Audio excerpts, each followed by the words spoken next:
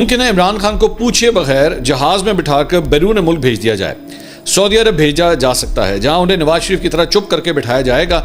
عمران خان کے M B S کے ساتھ اچھے تعلقات نہیں ہیں مگر ٹرمپ اور پاکستانی اسٹیبلشمنٹ کے ایم بی ایس کے ساتھ اچھے تعلقات ہیں.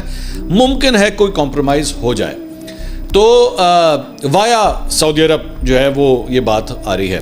اچھا, اس کے اوپر جو ہے میں دیکھ رہا تھا پاکستان تحریک انصاف کے جو کئی فالوورز تھے ان کے مختلف قسم کے ریاکشنز آ رہے تھے. ایک پارٹ تو اس میں یہ تھا کہ نہیں جی یہ ہو ہی نہیں سکتا, یہ پاسبل نہیں ہے. دوسرا جو ہے وہ اس میں ایک اور وہ بڑا مشہور ایک پی ٹی آئی کا اکاؤنٹ ہے, میں اس کو دیکھ رہا تھا. اس نے کہا جی اگر ایسا ہوا تو پھر آپ دیکھیے گا پی ٹی آئی کے لوگ جو ہیں وہ سعودی عرب کے اندر اٹھ کھڑے ہوں گے اور پھر آپ جو ہے وہ سنبھال نہیں سکیں گے جو کچھ ہوگا. اور میں تڑیاں لا رہے سی, میں سوکھی تڑیاں لا رہے سی ایم بی ایس کو یا سعودی عرب کو کہ جناب یہ پھر آپ دیکھیے گا یہ ہو جائے گا وہ ہو جائے گا. یہ بچکانہ قسم کی بات ہے, آپ لوگ پر نہیں مار سکتے وہاں پہ. Let me tell you this very clearly کہ سعودی عرب کے اندر آپ اگر, پہلی بات تو مجھے نہیں پتا ایسا ہوتا ہے کہ نہیں ہوتا, دس از ٹو فار فیچڈ, لیکن اگر ایسا ہوتا ہے تو آپ لوگ وہاں پہ پر بھی نہیں مار سکیں گے.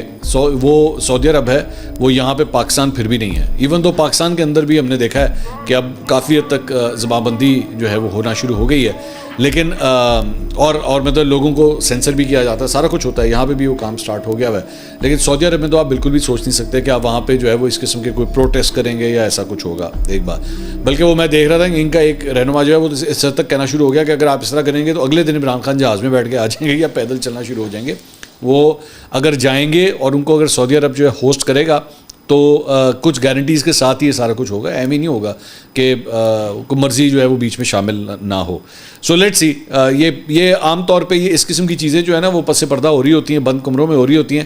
پبلک ڈومین میں ایکچولی ڈیل ہوئی کیا تھی وہ بہت کم سامنے آتا ہے. آرمی چیف نے جناب مارغلا ڈائلاگ اس کی تقریب سے انہوں نے خطاب کیا اور انہوں نے کہا کہ حالیہ برسوں میں دنیا کو کئی چیلنجز کا سامنا ہے جن میں غلط اور گمراہ کن معلومات کا تیزی سے پھیلاؤ ایک اہم چیلنج ہے. دنیا میں کئی تبدیلیوں کے پیش نظر غیر ریاستی عناصر کا اثر و رسوخ بڑھ جانا بھی ایک اہم چیلنج ہے. اب یہ آرمی چیف جس طرف اس کا ذکر کر رہے ہیں نا فیک نیوز, میں اس کے اوپر ڈیفینیٹلی کامنٹ کرنا چاہوں گا اور میں تو خود اس کو بڑا اسٹرانگلی اس کو جو ہے وہ میں کاؤنٹر بھی کرتا ہوں. آپ نے دیکھا ہوگا اگر جو ریگولرلی میرے ویلاگز دیکھتے ہیں کہ پنجاب کالج کے حوالے سے جو ایک افواہ پھیلائی گئی اور اس کے اوپر پتہ نہیں کیا کچھ ہوا. آپ کے سامنے یہ ایگزامپل ہے کہ جی وہاں پہ کہہ دیا گیا کہ ایک بچی کے ساتھ جو ہے وہ زیادتی ہوئی ہے اور اس کے بعد کیمپسز توڑ پھوڑ کر دیے گئے. وہاں پہ جو ہے وہ فرنیچر اٹھا کے باہر پھینک دیا گیا, شیشے توڑ دیے گئے طلبہ کی جانب سے, پتہ نہیں کیا کچھ ہوا ایک فیک نیوز کے پیچھے. تو اس فیک نیوز کو جو ہے وہ کاؤنٹر کرنے کے لیے کیا اسٹیٹ کے پاس کوئی میکنزم ہے یا نہیں ہے؟ میں یہ سمجھتا ہوں کہ جس قسم کا میکنزم وہ لوگ استعمال کر رہے ہیں وہ ناکافی ہے اور غلط ہے. میرے خیال میں ناکافی بھی ہے اور غلط بھی ہے. مطلب یہاں پہ راتوں رات جو ہے یوٹیوبرز کو اٹھا لینا, میں جانتا ہوں بالکل یوٹیوب کے اوپر جو ہے وہ بہت سے لوگ یہ عنصر پایا جاتا ہے فیک نیوز کا, لیکن آپ کے پاس اس کا ایک کاؤنٹر حل ہونا چاہیے قانونی طور پہ.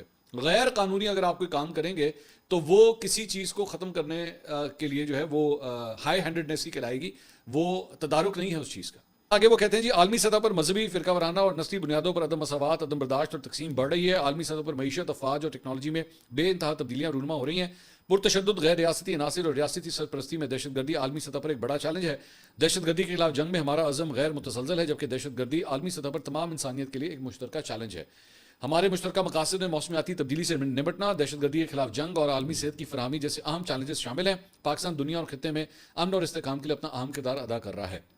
انہوں نے کہا عزم استحکام نیشنل ایکشن پلان کا ایک اہم جزو ہے جس کا مقصد دہشت گردی اور انتہا پسندی کا خاتمہ ہے. فتنہ الخوارج دنیا کی تمام دہشت گرد تنظیموں اور پراکسیز کی اماجگاہ بن چکی ہے. پاکستان افغان عبوری حکومت سے توقع کرتا ہے کہ وہ دہشت گردی کے خلاف افغان سرزمین کا استعمال نہیں ہونے دیں گے اور اس حوالے سے سخت اقدامات کریں گے.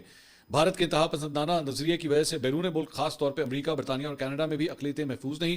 مقبوضہ جموں و کشمیر میں بھارت کا ظلم و بربریت بھی ہندوتوا نظریے اور پالیسی کا تسلسل ہے.